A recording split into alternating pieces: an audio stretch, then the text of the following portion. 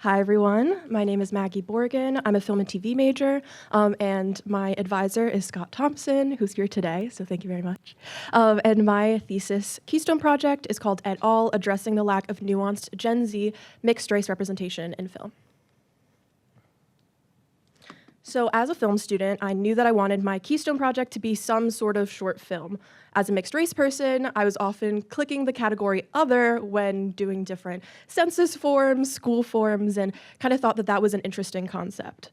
So as I was doing research in my research proposal class for the Keystone, I kept stumbling upon the same term, et al. So when you're quoting research, it's Fong et al., Smith et al.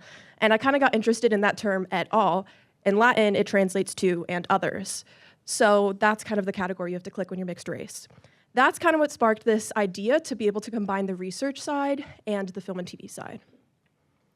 So as I was going through my research proposal, I was really drawn by the fact that media is not representative for those who are mixed race. So multiracial Americans make up 6.9% of the US population, but you don't necessarily see that representation in film and TV. While you do have different mixed race actors who are in film and TV, they often don't get to discuss their own representation within the narratives that they're a part of. Also, according to the Pew Research Center, 46% of multiracial Americans are under the age of 18. So you have them both in Gen Z and in Gen Alpha. So that's why for the film, I really wanted to focus on Gen Z representation, is because we are becoming increasingly multiracial. And then by 2050, we'll get closer to that majority minority because we're becoming an increasingly multiracial country. And so this kind of inspired me about trying to think of some way to have a film to help those from mixed race feel more representative and have this larger discussion about race in America. So there are three components in terms of my Keystone project. The first component was the Keystone Proposal Workshop, in which I worked on research about mixed race identity. Then I was an exchange student at Sciences Po Paris last spring, and I took a comparative public policy analysis course. And in that course, I ended up writing a paper where it was comparing the legalities of collecting racial and ethnic data in the US and France. And then those two research components ended up inspiring the fictional short film, which is what my final Keystone project was. So in terms of the process, as I mentioned, there are the two research components and the fictional short film. I approached this through both the film and TV lens in terms of writing a fictional script, but also political science and sociology, given that I was using public policy analysis. And this project was supported by Kilachand, as well as Europe and Innovate BU. So in terms of the research basis, this is kind of some of the findings I had for the public policy paper that I did last spring. So you have that the US records race on the census, while France does not. France considers itself to be colorblind. So instead of being able to talk about race in terms of using that for different urban public policies, they have to think of other markers, so such as like geography. But as you know, people of one race are not going to all be in one geographic location, so it's not actually helpful for doing what it claims to do. There's also different ideas of race within the US and France. Obviously for the US, race kind of goes back in terms of like slavery and then, becoming increasingly multiracial. But then for France, they connect it to World War II and Nazism. So there's also just different connections about how they think about race in society. And for the US, we have a minimum number of racial categories that you have to have, and there's also revisions so that you can click as many things off as possible to make yourself feel representative, such as whether you're Middle Eastern and white or not white Middle Eastern. You have different options for what you can click. So you have the France approach, which is way on one side, they don't record anything with race, and then the US approach, which is we'll give you as many categories as you want, and you can click off. So the paper basically examined kind of these two approaches and how this affected public policy. And then those findings basically led to the film Et al. So for Et al, with this research, it inspired the script, which interweaves a character's personal narrative as well as at a college debate. And the college debate is actually about debating whether or not racial and ethnic data should be used on the US Census. So basically, I took the actual research that I quoted in the paper and I used it within the film. And for the film, I was the director and writer, and then as you can see from the poster, I also acted in it as well. This is some more information about the film itself. So it was both set, like I mentioned, at a college debate, and then also has the character's personal narrative, kind of connecting that with the dynamic with her sister. Another thing I was really interested in was about when you're mixed race and your siblings also mixed race, what those dynamics look like, because they can be vastly different, kind of inspired by my brother and I and like our experiences growing up. The characters, it was an ensemble cast, so you had the two debate teams as well as the sister of the main character.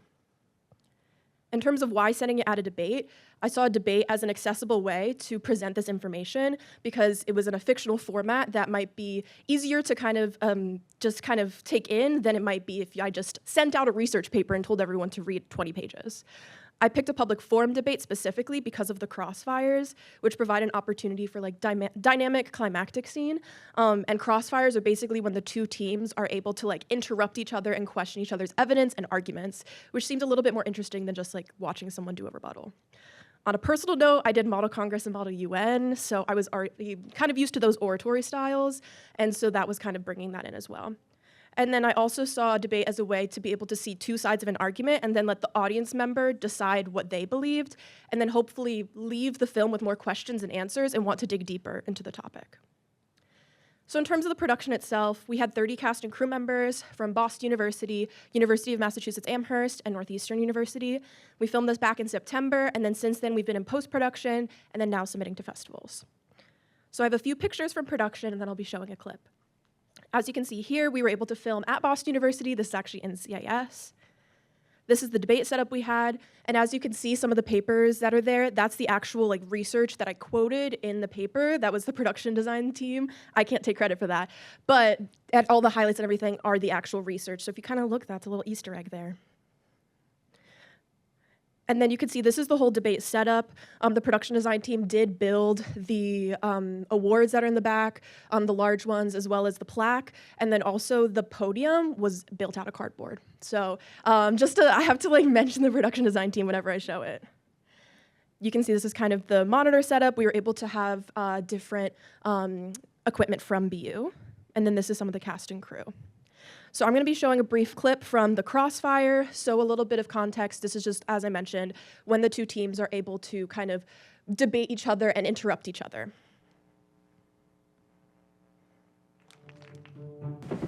Ready for the next crossfire? Born ready. Time starts. How can you justify that colorblind policies are effective in managing issues? Our evidence has clearly presented reasons, according to blank. Educational priority zones fund school districts. So how do you... Let me finish my statement first, thank you. School districts that are disadvantaged. You stated that 46% of multiracial Americans are under the age of 18, and the country's becoming increasingly multiracial. Doesn't that make race and ethnicity more difficult to define? Not if you allow people to label themselves. According to Kanishiro, Bliss, et al., there are critiques for how the U.S. defines race from a medical perspective because oftentimes there are other factors at play. So why should the United States record something that is so heavily critiqued as a measurement? Because the effects of race are very real. You claim that colorblind policies create equality, but no policy instrument is neutral according to La Scume Legal. Besides, changing the census to no longer record race would create a completely different framework, one that... A better framework? Can I finish my statement? I'll take that as a yes. A framework that uses other factors that are not always correctly descriptive. Besides, we are not France. But if you'll indulge me, let's talk about France for a moment since it's your primary example. According to Gilbert and Keene and French anti-discrimination policies, they have to refer to locations such as the suburbs instead of the actual racial groups they're aiming to help. What is race? I know, tough question. Should we field the audience? This might help. According to Johnson... I'm answering. It's a social construct. But there is no agreed upon definition?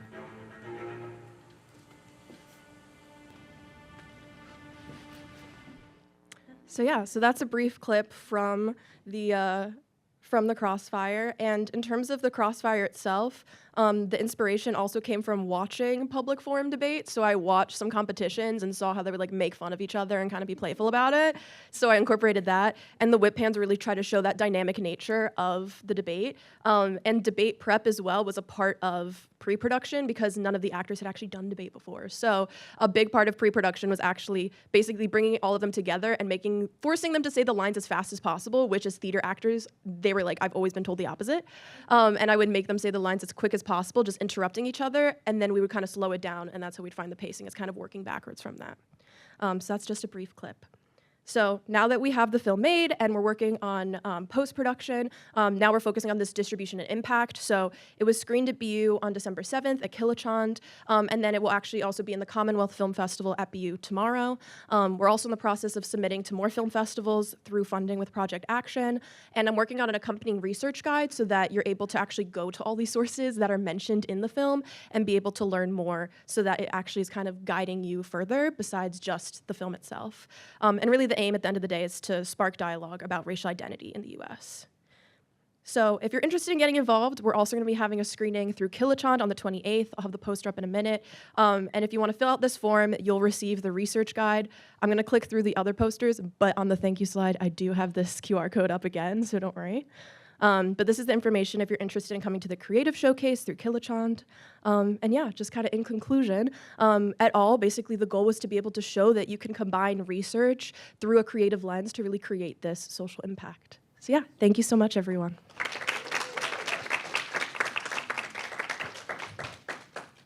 We have time for maybe 1 or 2 questions.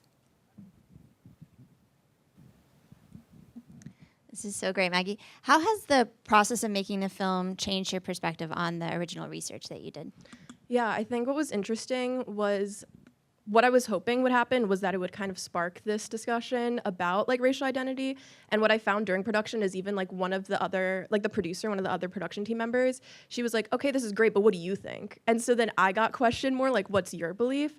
And so that was really interesting, is kind of wrestling with that, because when I was writing the paper, it was really just like, okay, here's these 2 approaches. And then generally I was saying the US's approach is better in terms of my argument. But I think being faced with like, okay, what do you actually believe was really interesting.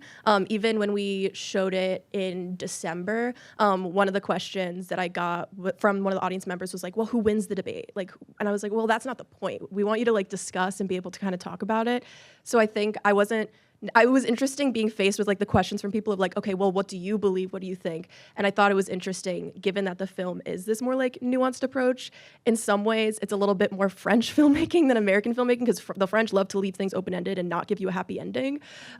So in some ways, it's more like that. But I think that was kind of how it changed my perspective on the research, was having to think about my own like personal narrative for it. And it was also a good opportunity to talk to like my mixed race friends, to my brother who's also mixed race, and kind of hear his perspective as well. And that added a lot of inspiration to kind of how I built the relationships of the sister as well.